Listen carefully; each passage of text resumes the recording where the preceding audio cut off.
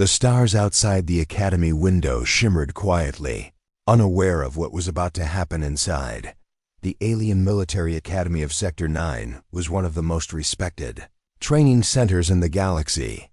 It produced commanders, tacticians, and elite soldiers for the Galactic Union. Most of its students were proud, sharp-minded, and fearless. Today, the air was filled with excitement.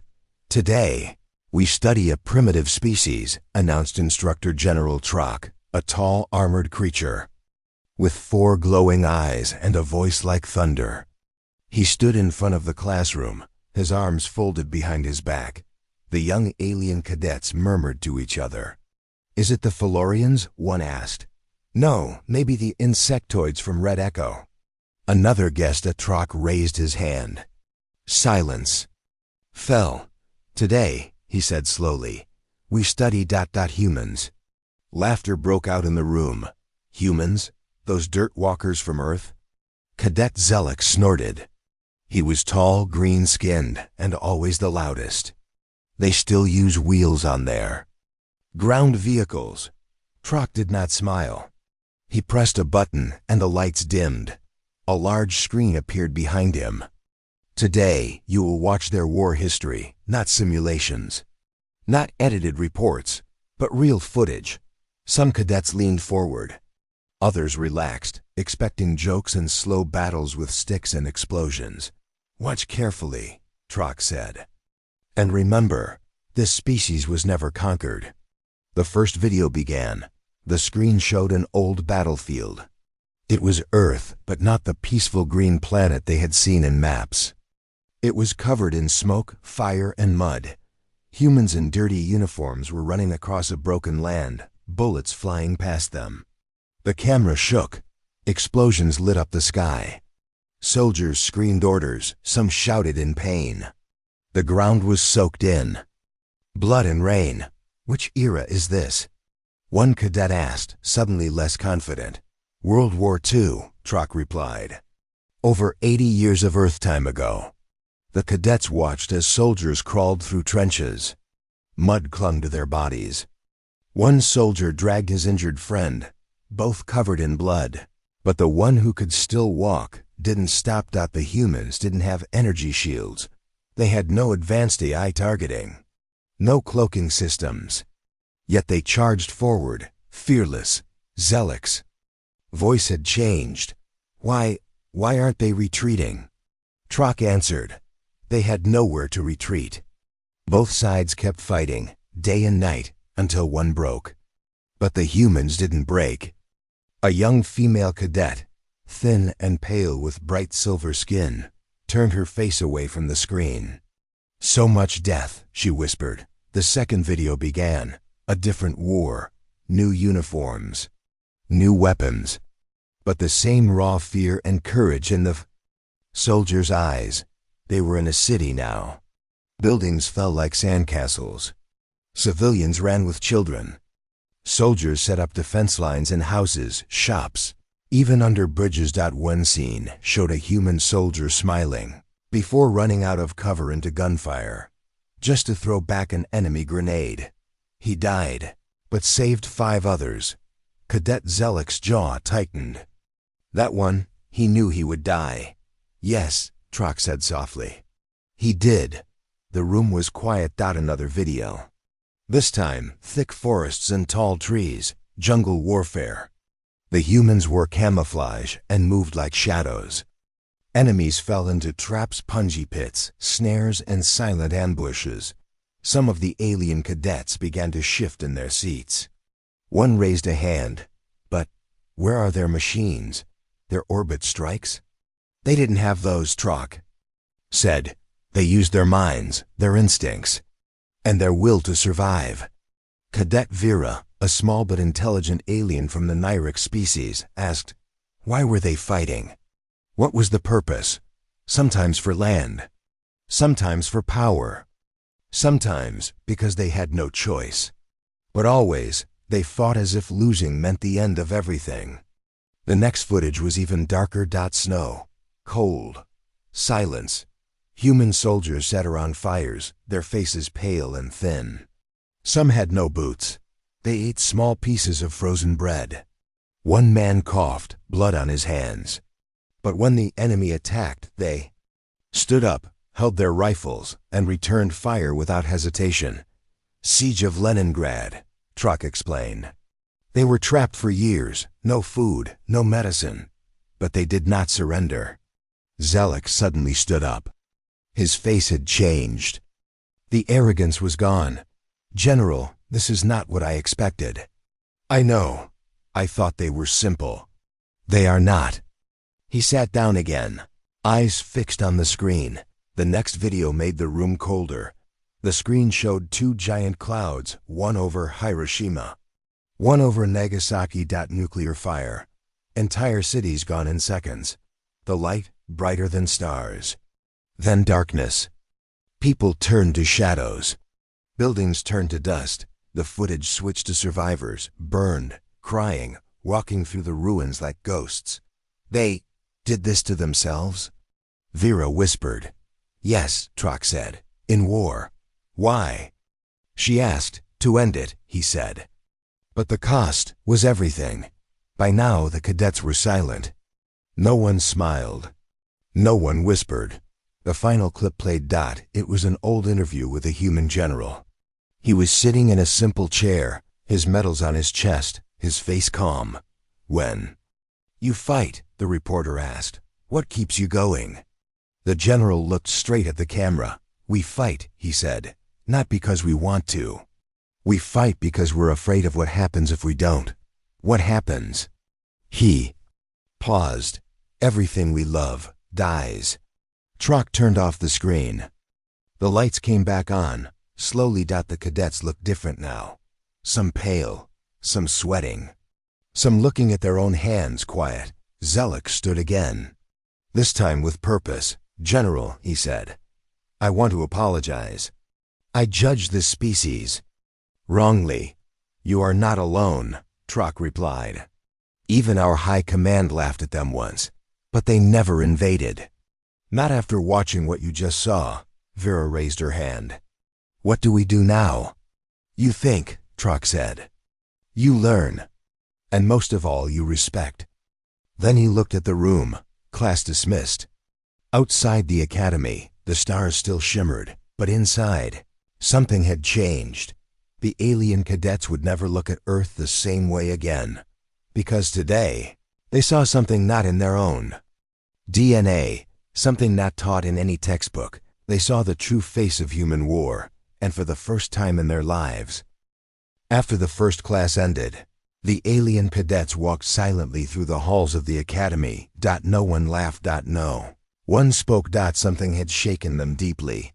They had seen war before, simulation wars, training programs, battle reports. But none of it felt like what they saw in the human war footage. That was different. That was real. The next day, they returned to the same dark room.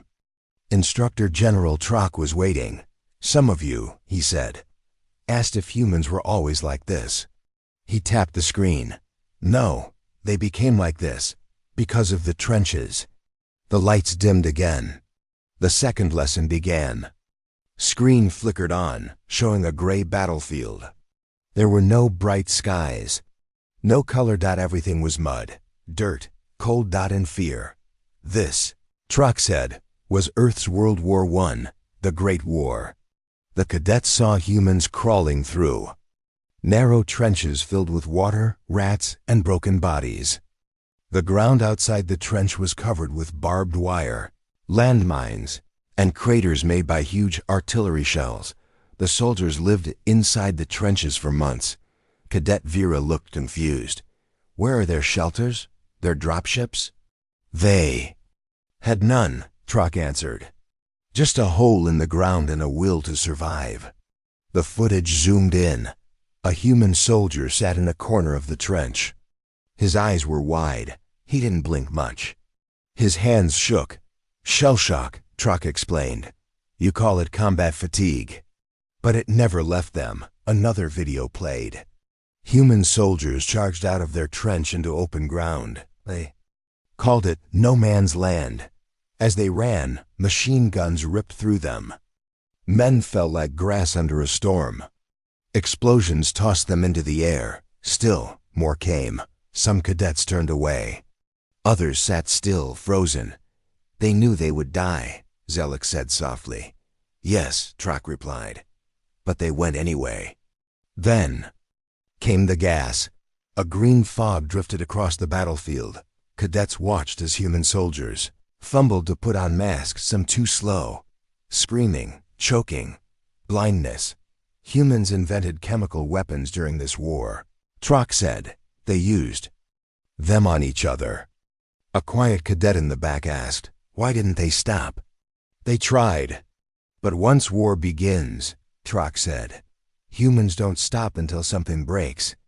The footage changed again. Winter. Snow fell gently over frozen trenches.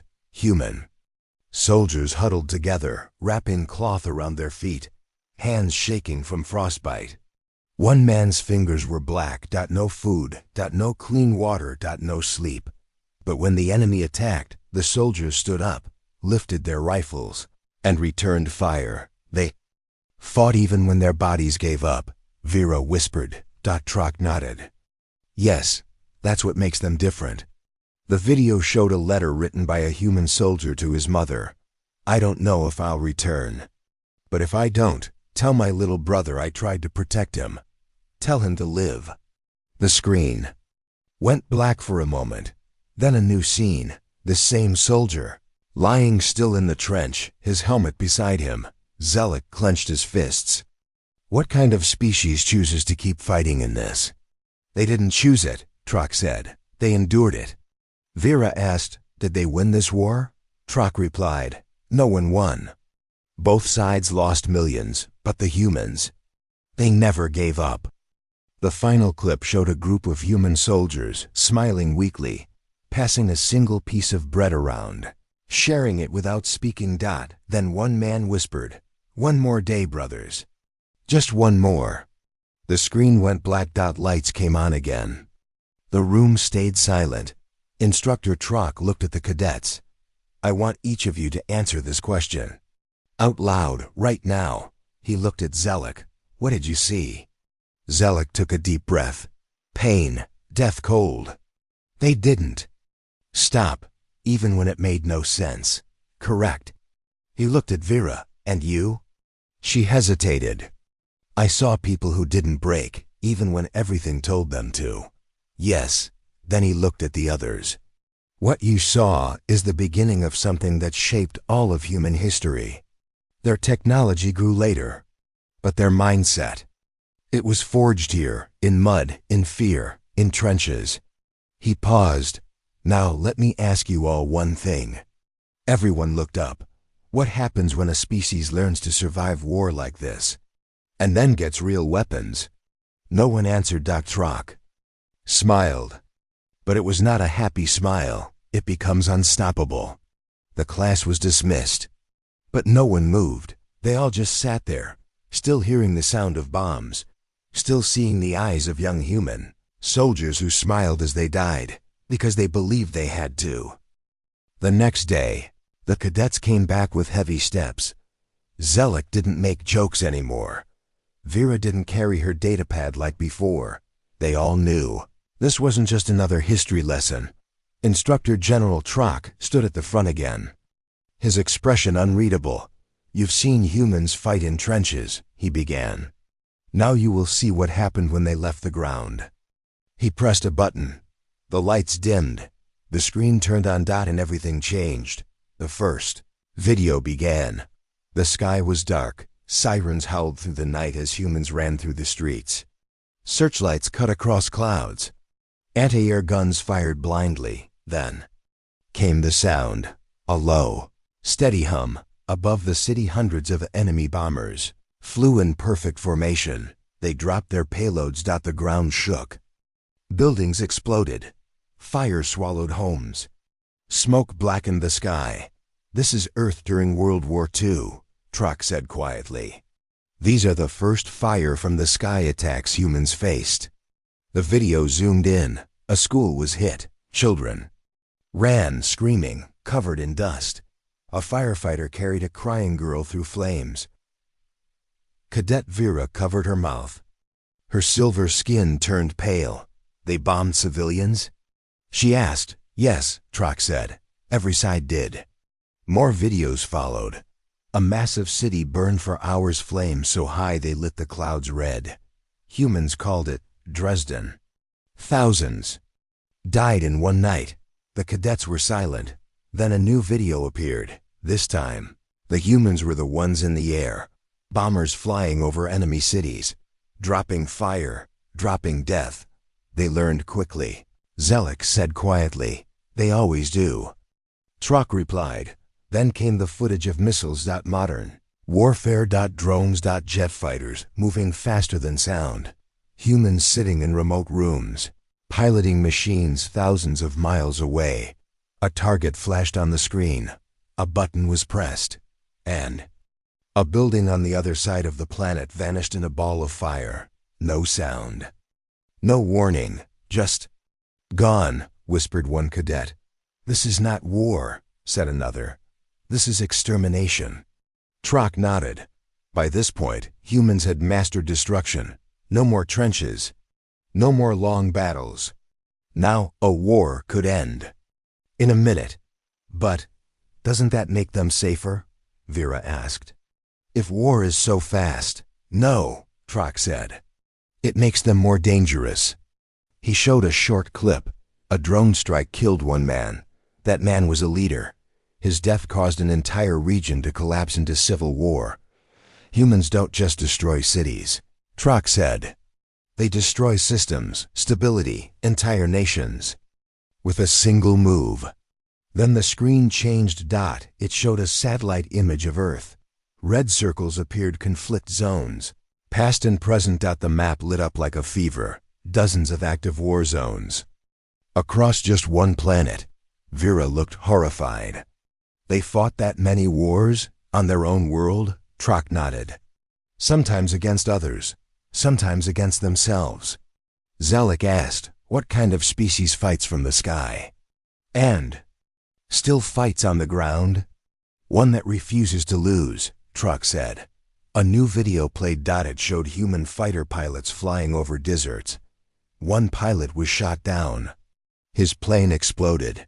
But moments later, the pilot crawled out of the wreckage, wounded.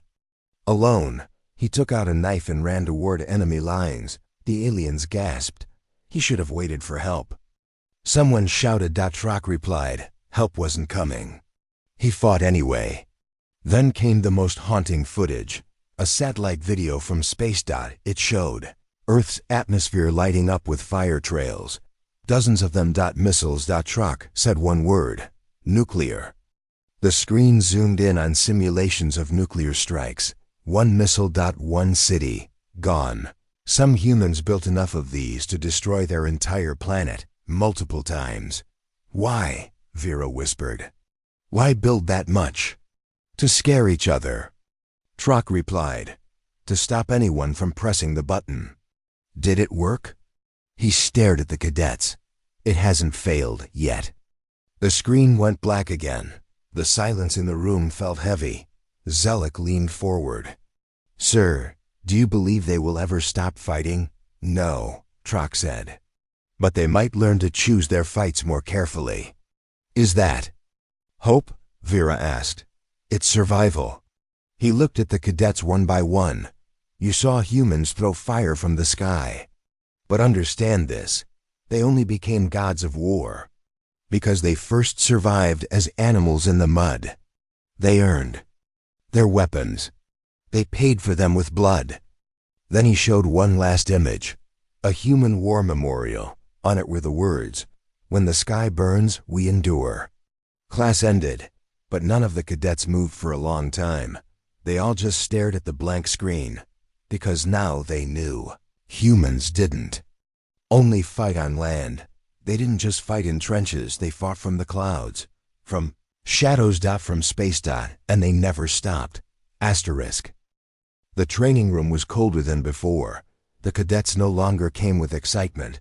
Now they came with caution and fear. They had seen humans fight in the mud. They had seen them drop fire from the sky. But now, they would see something worse. Instructor.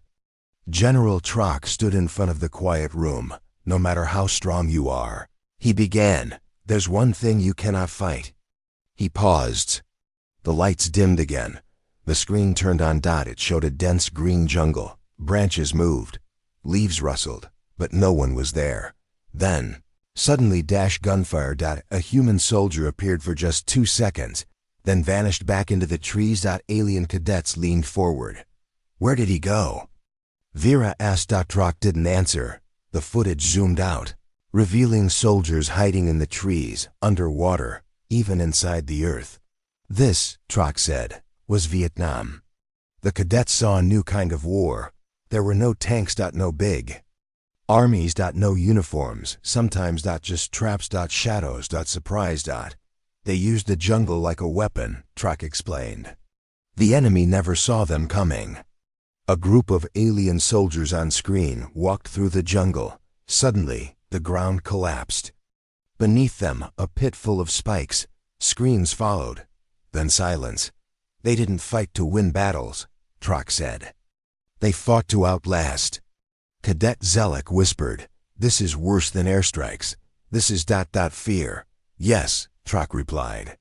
This kind of war doesn't just kill bodies, it breaks minds. The screen showed another clip. An enemy patrol moved through a ruined village. A child stood on the road. The soldiers paused. Then, a sniper shot from far away. The team scattered, confused. Then mines exploded. Was the child real? A cadet asked. No, Trock said. It was a decoy. Humans used everything: sound, shadows, even dummies to control the enemy's mind. Another video played. It showed humans crawling through tunnels, dark, wet, tight tunnels under the ground. No lights. No oxygen. No maps, Trock said. But they still fought there. Vera was shaking. Why go underground? To survive, he said. To strike from below, they became ghosts. One alien cadet stood up and asked, how do you fight? An enemy who doesn't wear a uniform. Who hides in trees? Who digs tunnels under your feet? Trock looked him in the eye. You don't. You suffer. Then you leave. The footage showed a human soldier covered in mud, crawling silently. He waited 4 hours for one shot, and when he fired, he disappeared again. Zelek looked disturbed. He waited 4 hours. For one kill? Yes, Trock said. Because to him, the war wasn't about numbers. It was about sending a message. Then came the most chilling video. It was night. Human camp was under attack, but no enemy was visible. Just whispers in the trees. Flashlights flickered. One soldier screamed and disappeared into the dark. The rest fired into the forest. Nothing there. It was panic. Pure panic. The next morning, 5 men were gone. No footprints. No signs. Just silence. Trock turned off the screen. The lights stayed off. And in the darkness he said, some species fight like armies. Humans sometimes fight like nightmares. Lights came back on. Slowly, Cadet Vera looked down at her shaking hands. Zelek said nothing. No one did. Then Trock spoke again. In many wars, humans lost more people than they killed. But they still made the enemy quit. Because sometimes, the fear of the next attack is worse than the attack itself. He pointed at the empty black screen. They learned this in the jungles. And once they learned, they never forgot. Class was dismissed, but when the cadets walked out, they kept checking behind them, even though they knew no one was there, because the humans were gone, like ghosts. Asterisk. The cadets entered the room with quiet footsteps. They had seen humans in trenches. They had seen fire fall from the sky. They had watched them vanish into jungles like ghosts. But what came next was something colder. Much colder. Instructor General Trock stood before the screen again. This time, he said, you will see how humans fought when nature became the enemy. He tapped the control panel. The lights dimmed. The screen turned white. Snow, ice, wind. The first video showed humans marching through deep snow. No Vehicles. Just boots. Many of them had frost on their faces. Their skin looked gray. Their hands were red and shaking. This is the Eastern Front, Trock said. Earth's greatest frozen battlefield. Cadet Vera leaned in. Why fight here? Why not wait for warmer weather? Trock replied, because the war didn't stop for the weather, and neither did the humans. The footage showed a group of soldiers digging trenches in snow-covered ground. Another group boiled ice to drink. One soldier's boots fell apart. He wrapped rags around his feet and kept walking. Zelek frowned. How did they survive this? They didn't, Trock said. Most died, but the ones who didn't kept fighting. One clip showed a human soldier pulling a sled filled with supplies. His hands bled from the cold. He slipped, stood back up, and pulled again. Another soldier passed out in the snow. His partner slapped his face to wake him up. No medics. No heat, no food, Trock said. But they had something stronger. What? A cadet asked. Refusal. A new video appeared. It showed humans trapped inside a ruined city. Snow piled up on the windows. The camera moved slowly, showing families sitting near fires made from books and broken furniture. Siege of Leningrad, Trock said. Over 2 years. No food deliveries. Freezing temperatures. Bombs every day. Vera looked horrified. Did they all die? No, Trock said. They survived, barely, but they never surrendered.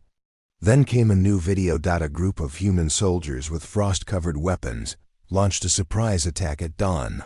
They ran through snow waist-deep. They were thin, some limped, but they attacked like wild animals. They didn't wait for orders, Trock said. They attacked because their lives depended on momentum. One soldier was hit. Blood sprayed on the snow, but he got back up. He had no glove on one hand. The skin was black from frostbite. Still, he reloaded his weapon and kept moving. Zelek spoke in a low voice. That man should be dead. He is, Trock said. But his body just hadn't finished yet. Another video showed a group of frozen soldiers sitting side by side. They weren't moving. The wind howled. Then one of them opened his eyes. He blinked, stood up. Alone now, and walked back toward the battlefield. Trock paused the video. He looked around at the cadets. This is what war in the cold does to most species. He pointed to the frozen bodies. They freeze. Then he pointed at the one man who stood, but not humans. Not always. The screen changed again. Now it showed maps of battles fought in snow Finland, Korea, Siberia, the Arctic. In every corner of the planet, humans kept fighting. They adapt, Trock said. They bleed, they freeze, but they don't stop. One last clip played. A human soldier stood outside a ruined building. He had a torn coat. No hat. His breath froze in the air. He lit a small fire, held out his hands, then smiled. Someone asked him why he was smiling. He answered, because if I'm still cold, I'm still alive. The screen went black. The lights stayed off. The silence felt colder than the room. Trock said, you have seen their fire. Now you've seen their frost. If you think humans only fight when they are strong, you are wrong. They fight hardest when they are dying. Cadet Vera stood slowly. Sir, this is not strategy, this is madness. No, Trock. Sighed, this is human. Class ended, but every cadet walked out rubbing their arms, feeling a chill that wasn't from the temperature. It was the chill of knowing even the cold could not kill the human will. This time, the room felt different. The alien cadets walked in slowly. They didn't talk. They didn't smile. They already feared what they were about to see. And they were right. Instructor General Trock stood in front of the dark screen again. Today, he said, you will witness something humans created. When fear ruled their world. He paused, and when one button could end everything. He pressed the panel. The lights faded. The screen lit up. The first image was a calm blue sky over A city. Birds flew. People walked the streets. Then a flash of white, brighter than the sun, followed by silence. Then came the fire. Everything turned to dust in seconds. Buildings shattered like glass. Shadows of people burned into walls. The cadets gasped. Cadet. Vera dropped her datapad. Zelek whispered, "What? What was that?" "Hiroshima," Trock said. "One bomb, one city." 1 second. The screen showed black smoke rising high into the air. A giant mushroom cloud spread above what used to be a city. Then came Nagasaki. Another city. Another bomb. Another cloud. Another silence. The footage shifted to survivors. Their clothes burned off, skin peeling, eyes staring blankly. Children walking alone through ruins, holding each other's hands. One woman screamed as she tried to carry her dead baby. One man stood in the street, his entire body burned. But still alive. The cadets said nothing. Some covered their eyes. Others turned pale. One simply wept. They did this to themselves? Vera asked. Yes, Drock said. To end a war. Did it work? Yes, but the price. He didn't finish the sentence. He didn't need to dot next. The screen showed scientists in white coats. They smiled. Clap. The first successful atomic test. The bomb was named Trinity. The explosion turned night into day. And the world changed forever. One of the scientists wrote in his journal, "Now I am become death, the destroyer of worlds." Zelek clenched his fists. Why did they build more? To stop each other from using them again, Trock replied. They called it deterrence. A new map appeared. It showed Earth glowing red. Hundreds of missiles. Enough to destroy the entire planet many times over. The cadets leaned forward. No species needs this many weapons, one said. Humans didn't trust anyone, Trock said. Not even their own allies. One simulation played. It showed what would happen if Earth had a full nuclear war. Cities gone in minutes. Skies filled with ash, sunlight blocked, crops dead. The world freezing. Humans called it nuclear winter. And they knew what would happen, but still built the bombs. Another clip showed a man sitting in a command bunker. A screen blinked. His computer said an enemy missile was incoming. He had 10 seconds to launch a full nuclear strike back. He reached for the key and stopped. He waited. Checked again. It was a false alarm. He saved the world. That man, Trock said, was a human named Stanislav Petrov. Some historians say he saved all of Earth. The cadets sat in stunned silence. One man. Zelek said, "One moment." Yes, Trock said. Because that's how close they came to ending themselves. The last clip played. A quiet human voice read a poem written after the bombings. We built fire to warm us, but then we built fire to end us. May we never forget the silence after the flash. The screen went black. The lights did not come on. No one spoke. Then Trock said, "In the dark, humans are not violent because they are evil. They are violent because they know they can be." Cadet Vera whispered, "So why didn't they use those weapons again?" Because, Trock said, they learned what real fear is. They became the only species in the galaxy that looked into extinction and turned back. The class ended, but no one moved. No one breathed loud. Because they had seen not just power. They had seen what happens when power loses control. And they realized something terrifying. Humanity doesn't just survive wars. It learns from them. Asterisk. The training room was nearly empty. Only a few alien cadets showed up now. Some had resigned after Part 6. Others had nightmares they wouldn't talk about. But those who returned came for a reason. They needed to understand how humans lived with what they'd done. Instructor General Trock looked more serious than usual. Today, he said, you will not watch war. The cadets looked surprised. No bombs? Zelek asked, no battles? Vera added. Trock shook his head. Today, you will watch something rarer than violence. He pressed the button. Today, you will hear a human speak. The screen turned on. A quiet room appeared. In it sat an old human man. He wore a military uniform, heavy with medals. His face was lined. His eyes were tired but sharp. Across from him sat a reporter. This was an interview recorded many Earth years ago. Reporter began. "You've been through 5 wars," she said. "You've seen things most can't imagine." The general nodded. "Yes, you led soldiers. You made life and death decisions. Yes. And you came home." A pause. "I did." The reporter asked softly, "What made you keep going?" The general leaned forward. His voice was calm. "I didn't fight for orders," he said. "I didn't fight for flags. I fought because someone had to." The cadets leaned closer. Zelek frowned. "Someone had to?" The general continued. "There's a moment on the battlefield when everything breaks. Your plans, your training, your logic. But something keeps you moving. What is it?" The reporter asked. He looked straight at the camera. "Your people, your friends. The kid next to you who still believes he'll make it home. You don't fight for yourself anymore. You fight because he's still breathing." Vera's eyes began to water. Trock watched silently. The reporter asked, "What do you think makes humans so persistent?" The general smiled sadly. "Fear," he said. "Not of death, but of failure." The cadets went still. He continued, "We've been alone, freezing, starving, burning, dying.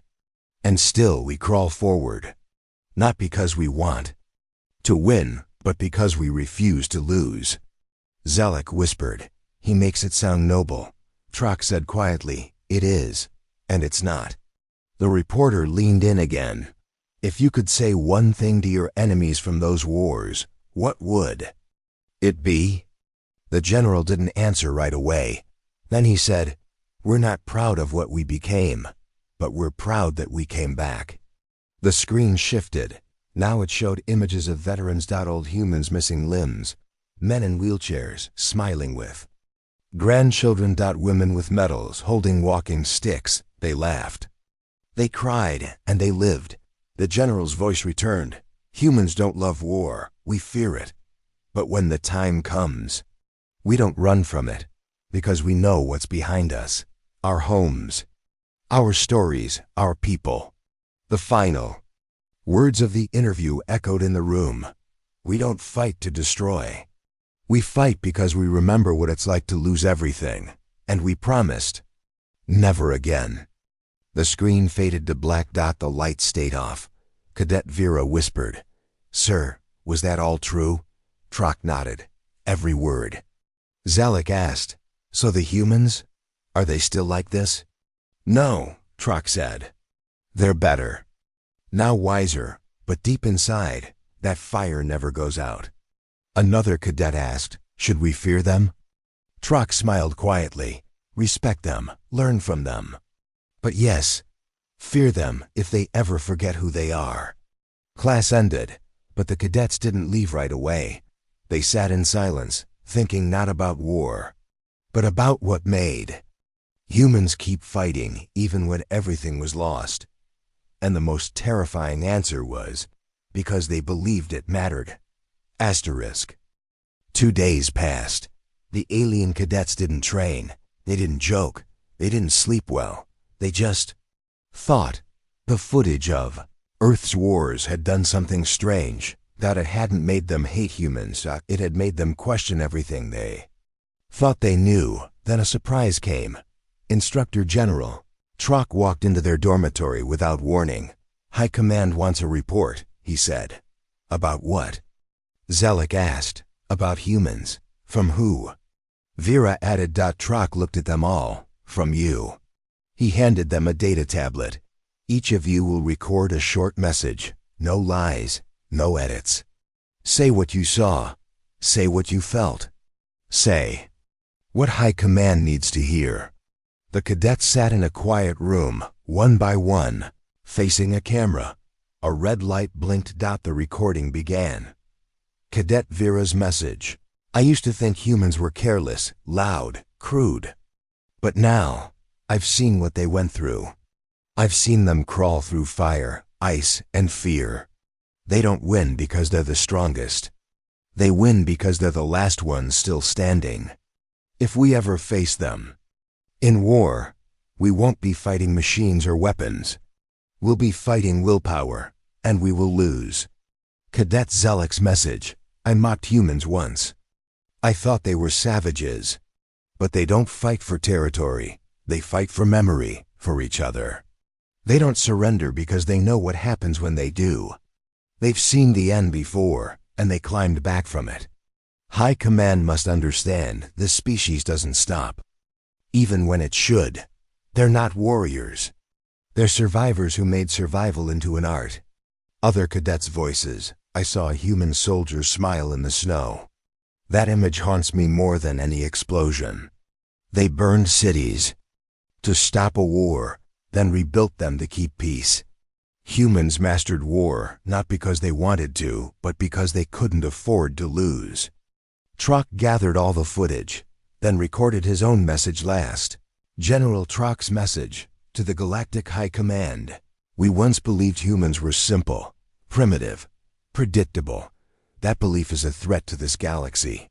They've faced horror, cold, fire, radiation, starvation, and silence.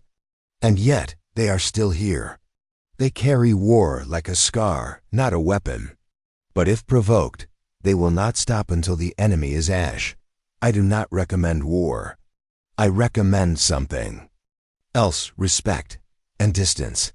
He sent the file. For a moment, the room was silent. Then, a soft ping, message delivered. The cadet sat in silence. Then, Vera said what they were all thinking. I don't fear humans anymore. I fear what would happen if they ever feared us. Zelek stood beside her. He nodded. Because when humans fight, they don't aim to win. They aim to make sure it never happens again. The screen faded. The training program was over, but none of them would ever forget what they saw. Because sometimes the strongest weapon is memory. And the humans? They remembered everything. Asterisk, asterisk.